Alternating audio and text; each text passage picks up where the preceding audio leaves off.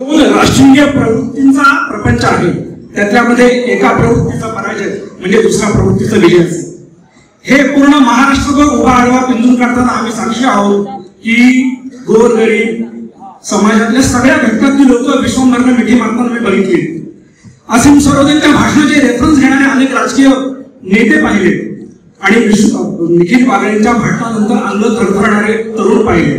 तर याची कुठेतरी दखल आज जे सत्तेसाठी हपापलेली लोक आहेत त्यांनी घेतलेली आहे. मी ब्राईट सोसायटीचं नेतृत्व करतो. आम्ही ईश्वर ही कल्पना पूर्णपणे नाकारतो.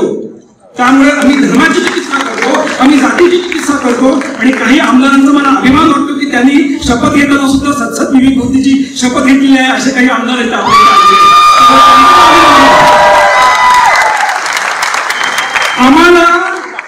आम्हाला भारतीय घटनेने धर्माची चिकित्सा करण्याचं पण स्वातंत्र्य दिलेलं आहे. अयोध्येमध्ये कावळे कावकाव करतात, अरे चेष्टा कोण करतं? अयोध्येमध्ये कावळे म्हणजे रामराम करतात, चेष्टा तुम्ही करताय.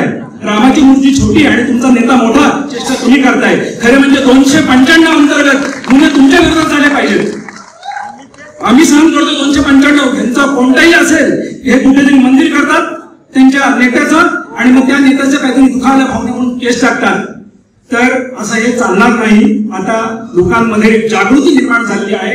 लोकांना कळत चाललंय की ज्यांच्यासोबत संविधान आहे त्यांच्यासोबत तुम्ही अशा किती भानगड्या केल्यात, अंडी फेकलीत, आणखी काय त्रास केलात. कारण हा त्रास ना राजाराम मोहन रायापासून अगदी दाभोळकरांपर्यंत हा त्रास सहनच करत आलेले आहेत लोक. आता ह्याच्यापुढे मात्र त्रास चालणार नाही. ह्याच्यामुळे ठकास महाराष्ट्रात तुम्हाला उत्तर दिलं जाईल. थँक्यू.